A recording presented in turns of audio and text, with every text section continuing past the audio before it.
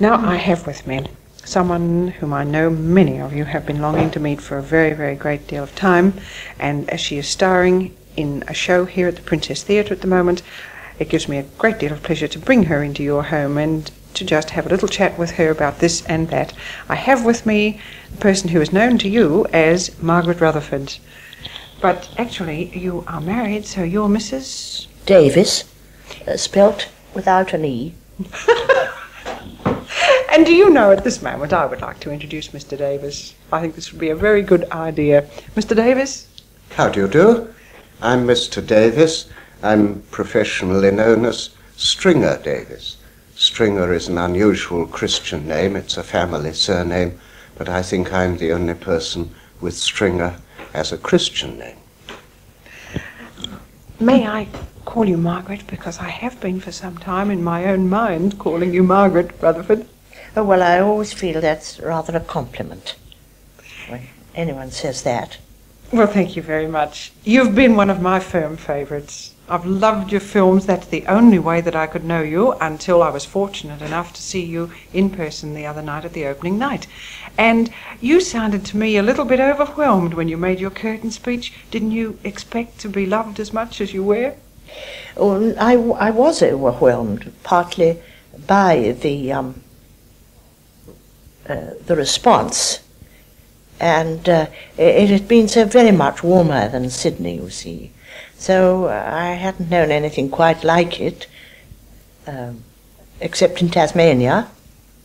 You know, our New South Wales people and our Victorian people seem to me to like different things in different ways. Oh, do you yes. find the same differences over in England with different towns where you might play? Oh, most certainly. The temper of the audience varies tremendously according to what part of England even one is in.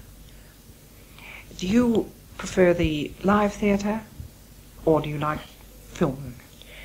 Well, it isn't a question of comparing them really, because the stage is the home, as it were, and other things go out from it.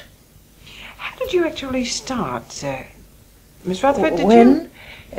I started when I was 33, but I think that's probably common knowledge. I taught for a bit, first of all. What sort of things were you teaching? Piano, and then speech and dramatic art. What about you, Mr. Davis? In what way? How I started? Yes, please. Oh, well, after the First War, I was demobilised and went to the Benson Academy, the Shakespeare F.R. Benson Company, and worked my way up from there. I studied a lot with the Birmingham Repertory Theatre, which finished my training, and then I divided my time between small parts in London and very important ones in the provinces.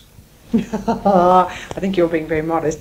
Tell me about your film work, because you've done quite a bit of film work too. Well, I do like to appear in the background of Margaret's films, and in Innocence in Paris we really had a very nice part together. We shared a little episode together and had a very happy time.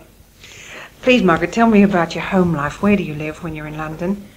Well, we live in a flat in a period house in North London, on the hill above London, and the name of the neighbourhood is Highgate. Oh, well, we've certainly heard about Highgate. Yes, I expect you have. Many artists live there. And we have had it in little reproductions over here. I know that many people probably have a little picture of Highgate. Oh, yes, I see. And in your flat now, what sort of things do you like to have surrounding you? Well, I think it's a question of things growing round one as one acquires them, you know. Because we were married late in life, my husband and I, and we each had our own possessions when we were married. And so we've brought them together, you see. And then, since we were married, we've acquired other things, and little by little one's room takes shape. I'm thinking now of our living room, Do you still have a piano and do you play yourself? Oh yes, it's my husband's piano. He plays quite a lot. I don't play now at all. What sort of things do you enjoy playing, Mr. Davis? Well, I like pops myself. Good for I've you. always loved popular music. And I think I really know most of them. I don't play them at all well, but I think I know most of them from 1900 up to 1950. Well, that's there pretty I fair, seem right? to stop. But now this sounds to me as if you really play to enjoy it. I only play for my own enjoyment, but I do like to feel other people are listening. Well, they probably do, especially if you have parties. Do you ever have parties? Yes, but I don't play at parties very much. Our parties, we usually like just to talk. We don't have entertaining or anything like that, do we, dear? We do like to have ordinary talking parties. Tell me whom you'd be likely to have at a party. Would there be people whose names perhaps are known to us out here? Well, we had a party just before we left England, really in honour of your Australian company, the Summer of the 17th Doll. How wonderful! They gave rise to the party because I wanted to entertain them in my home.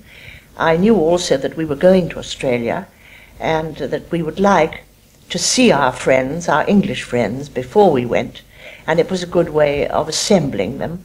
And so we had what we hoped would be a garden party. Indeed, it was a garden party, but hardly garden party weather. And I think I remember we had it on the 16th of August, which should have been the middle of our summer. And what happened then, dear? It wasn't a wonderful day after all. No, we'd been praying for a warm day for a fortnight, and the only thing was that it stopped raining, but it was cold. However, not only our own flat was available for our guests, but also the flat below, belonging to a well-known authoress by name Rumer Godden, and she very kindly put her flat at our disposal. She's written those fabulous books on India, hasn't she? Yes, she has. She lived there for years. And she's written books that have been made into films, too. And so you had the use of that flat and Yes. your own flat. And Yes. have you an actual garden space there? Oh, yes, there's quite a big garden. That's why we thought we'd have a garden party. And in the end, we fell for a bit of a marquee. At least it was an elaborate awning that was put along the back of the house, incidentally where the front door is. And so we were sheltered from any rain that might have come, and it gave a little cheer. But we could slip inside, and there was a fire inside, you see. Well, it still sounds to me like a perfect setting if the right people were there, and I guarantee you had the right people. We did have a very happy party. We had nearly all the company of the Summer of the 17th Doll, and our dear Elsie Beyer, who is responsible for our coming to Australia. Many of you will know her. If you don't, you should know what a stronghold she is with the Elizabethan Theatre Trust. Deviating a little bit, I'm curious about your appearance in Blithe Spirit. Did you have much conversation with Noel Coward about this before you actually made the film? Oh, the film? Well, he had been out of England, actually, when the plans were taking shape for the film, but I did happen to run into him one day just before I started to shoot, and I had so carefully prepared a certain hairstyle that I was rejoicing in. I thought it really suited me very well. I'd contrived a fashion which had the effect of hair brushed forward at the sides of one's face instead of back, if you can understand, a sort of fringe round the side of the face. Yes, I think I get the idea. And my hair settled very happily into that style. And then I was confronted with Mr. Coward in the Ivy restaurant. And he looked at my hair and he said, "Oh, that's very smart." And I realized that it wasn't going to do at all for his idea of the character of Madame Arcati. So I had to change my mind about my hairstyle. What a shame. Yes, it was. But otherwise, he didn't interfere at all with the film. And he wasn't able, I'm afraid, to visit us on the set. He probably was off somewhere else. Do you see him much around London?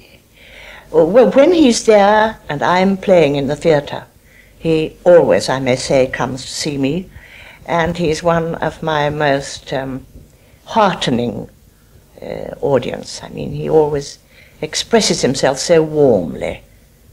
I think you sense that in his writing, his understanding of people. Really, he is tremendously, when he wants to be, he's tremendously warm and enthusiastic. Who else do you enjoy talking to amongst the theatre folk in London? Oh, so many of them, but of course Robert Morley is a very special friend of mine. I heard him make a fantastically wonderful speech in a very short little newsreel one time. He seems to me to have a perfect wit. Oh yes, wit is the word. He's gifted with wit, as few people are. Do you enjoy reading? Yes, I do, but I don't read in spite of everything. I mean to say, I don't read, for instance, when I get home from the theatre at night, rather than not read at all. I don't read at all if I can't read in the daytime.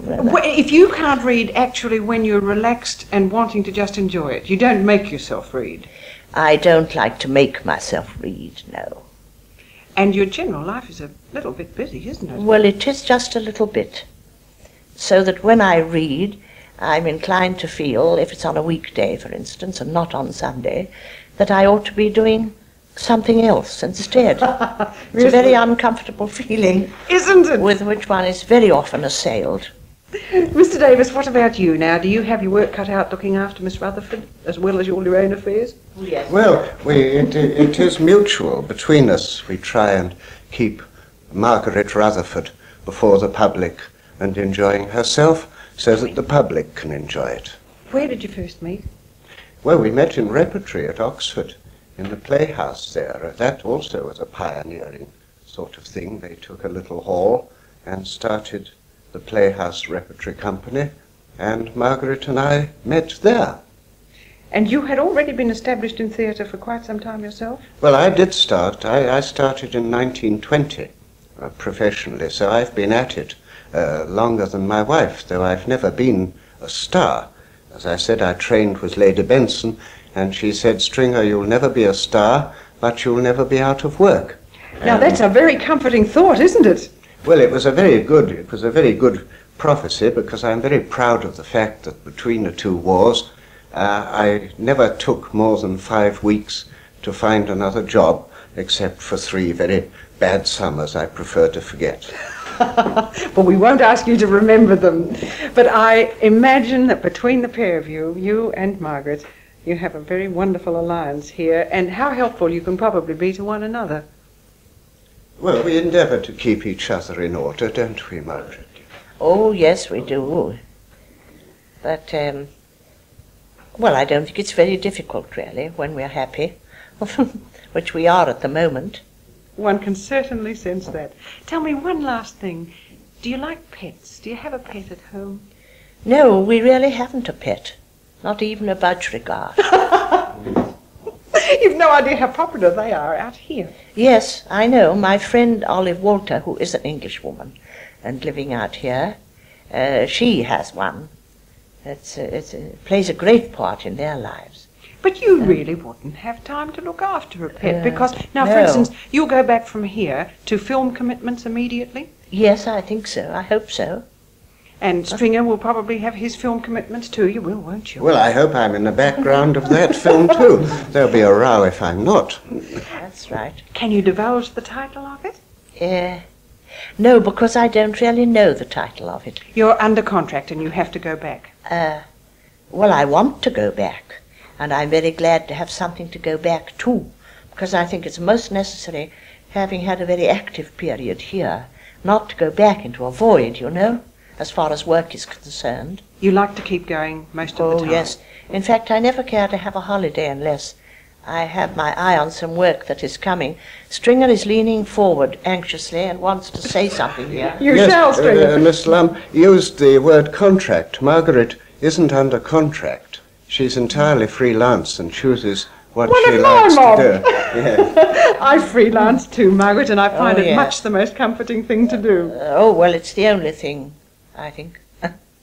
Well, I think I've taken up much too much of your time. You have been charming, Mr. and Mrs. Davis. Thank you very, very much. Well, I think you're most charming, and we've had many interviews, and I don't think we have had such a delightful interviewer before. It's perfectly true. My husband endorses me in what I say. I shall keep this tape forever. Thank you very much. Good night, my dear. I'm so sorry I have forgotten your Christian name after that. Binny. Binny. Good night, Binny, and thank you very much. Yes. Good night, Binny. We hope to see you again. Thank you very much, Mr. and Mrs. Stringer Davis.